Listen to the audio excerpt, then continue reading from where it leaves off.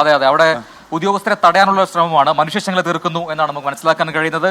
അവിടെ നിന്നും ഷഫീദ് റാവുത്തറും ഒപ്പം സലിം മാലിക്കും വിവരങ്ങളുമായി അല്പസമയത്തിനകം ചേരും. അവിടെ പോലീസിനെ തടഞ്ഞിരിക്കുകയാണ്. കൂടുതൽ പോലീസ് സേന അവിടെ സമരപന്തലിലേക്ക് എത്തുന്നുണ്ട്. വലിയ പ്രതിഷേധം അവിടെ നടക്കുന്നു. അവിടെ നിന്ന് മണ്ണ് നീക്കാൻ ഉള്ള ശ്രമങ്ങൾ സർക്കാരിന്റെ ഭാഗത്തുണ്ടാകും നേരത്തെ അറിയിച്ചതാണ്. പക്ഷേ അതേ തുടർന്നാണ് ഇപ്പോൾ ഒരു പ്രതിഷേധ സംഘർഷാവസ്ഥയിലേക്ക് ഇപ്പോൾ മാറിയിരിക്കുന്നത്. അവിടുത്തെ പറയുന്നു അവിടെ നിന്ന് മാറി നിൽക്കാൻ, അവിടെ നിന്ന് മാറിപ്പോകാൻ ഞങ്ങൾ തയ്യാറല്ല, ഇത് ഞങ്ങളുടെ മണ്ണാണ്, അവരുടെ മാറ്റിപ്പാർപ്പിക്കാൻ തയ്യാറല്ല. കൊല്ലം ഹാർബറിലേക്ക് അടക്കം അവിടുത്തെ മത്സ്യത്തൊഴിലാളികളെ മാറ്റിപ്പാർപ്പിക്കാം എന്ന് സർക്കാർ പറഞ്ഞിരുന്നു. പക്ഷേ അത് അംഗീകരിക്കുന്നില്ല അവിടുത്തെ പ്രദേശവാസികൾ. ഇപ്പോൾ വലിയ സംഘർഷാവസ്ഥയിലേക്ക് അവിടെ കാര്യങ്ങൾ നീങ്ങുന്നു. മണ്ണ് വലിയ ഡഡ്ജർ ഉപയോഗിച്ച് നീക്കും എന്ന് സർക്കാർ നേരത്തെ പറഞ്ഞതാണ്. അങ്ങനെ മണ്ണ് നീക്കാനുള്ള ശ്രമങ്ങൾ നടന്നു വരികയാണ്. ഉദ്യോഗസ്ഥരെ തടയാൻ ഇപ്പോൾ അവിടുത്തെ പ്രദേശവാസികൾ തീരുമാനിച്ചത്. വലിയ സംഘർഷാവസ്ഥ അവിടെ ഇപ്പോൾ ഉണ്ട്. കൂടുതൽ പോലീസ് സേനയെ അങ്ങോട്ട് വിന്യസിക്കേണ്ട സാഹചര്യം ഇപ്പോൾ വന്നിട്ടുണ്ട്. സമരപന്തലിൽ ഇപ്പോൾ സലിം മാലിക് വാർത്തകൾ സലിം, ഈ മുതലപ്പുഴയിൽ ഈ പ്രതിഷേധം നമ്മൾ പ്രതീക്ഷിച്ചതാണ്. കാര്യം പൊഴി മുറിക്കാൻ അനുവദിക്കില്ല എന്ന് മത്സ്യത്തൊഴിലാളികൾ നേരത്തെ പ്രഖ്യാപിച്ചതാണ്. വലിയ സംഘർഷത്തിലേക്ക് പോവാതെ കാര്യങ്ങൾ നിയന്ത്രിക്കാൻ ആവശ്യമായ പോലീസ് സംവിധാനങ്ങളുണ്ടോ? പ്രശ്നപരിഹാര ഫോർമുല എങ്ങനെയാണ് സലിം?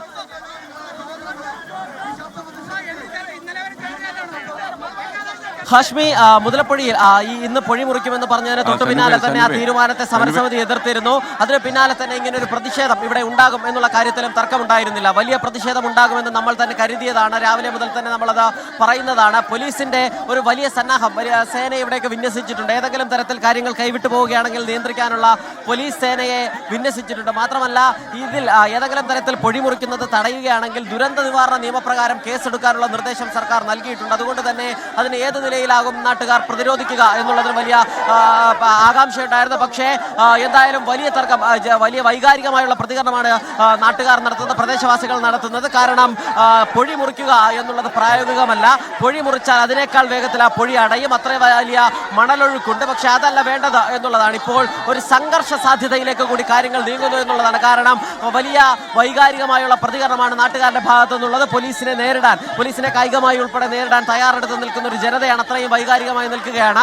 പോലീസ് ഏതെങ്കിലും നിലയിലുള്ള ഒരു അനുനയ നീക്കത്തിന് അപ്പുറത്തേക്കുള്ള നടപടികളിലേക്ക് കടക്കുന്നില്ല. അങ്ങനെ നമ്മൾ പ്രതീക്ഷിക്കുന്നുമില്ല ആദ്യഘട്ടത്തിൽ തന്നെ. വലിയ പോലീസ് സന്നാഹത്തെ, പക്ഷേ വലിയ ഏതെങ്കിലും തരത്തിലുള്ള ഒരു പ്രശ്നമുണ്ടായാൽ നിയന്ത്രിക്കാനായി 300-ലധികം പോലീസുകാരെ ഇവിടെ നിയോഗിക്കും എന്ന് നേരത്തെ അറിയിച്ചതാണ്. പക്ഷേ ഇപ്പോൾ ഇവിടെ ഉള്ളത് 30-ലധികം പോലീസുകാരാണ് ഇവിടെ എത്തിയിരിക്കുന്നത്. 300-ലധികം പോലീസുകാരെ ഇവിടെ നിയോഗിക്കും എന്നാണ് അറിയുന്നത്. ജില്ലാ കളക്ടർ ഉൾപ്പെടെ എത്തുകയും അതിനുശേഷം പൊഴി മുറിക്കുന്നതിനുള്ള നടപടികൾ ആരംഭിക്കുകയും ചെയ്യും എന്നാണ് ഉദ്യോഗസ്ഥർ വ്യക്തമാക്കുന്നത്. പക്ഷേ ഇത്ര വലിയ പ്രതിഷേധത്തിനിടയിൽ എങ്ങനെ അത് സാധിക്കും എന്നുള്ളത് അറിയില്ല. ഇന്ന് പെസഹ വ്യാഴമാണ്. പെസഹ വ്യാഴത്തിന് പള്ളിയിലെ പ്രാർത്ഥനയ്ക്ക് ശേഷമാണ് പല ആളുകളും ഇവിടേക്ക് എത്തിയിരിക്കുന്നത്.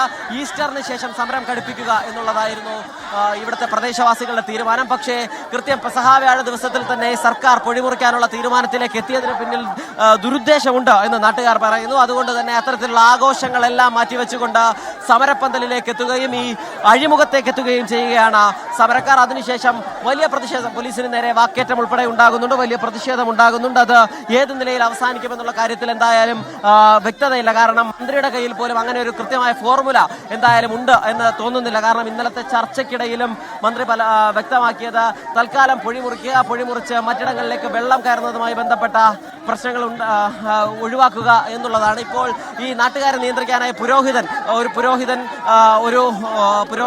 ഇവിടേക്ക് എത്തുന്നുണ്ട്. അവരെ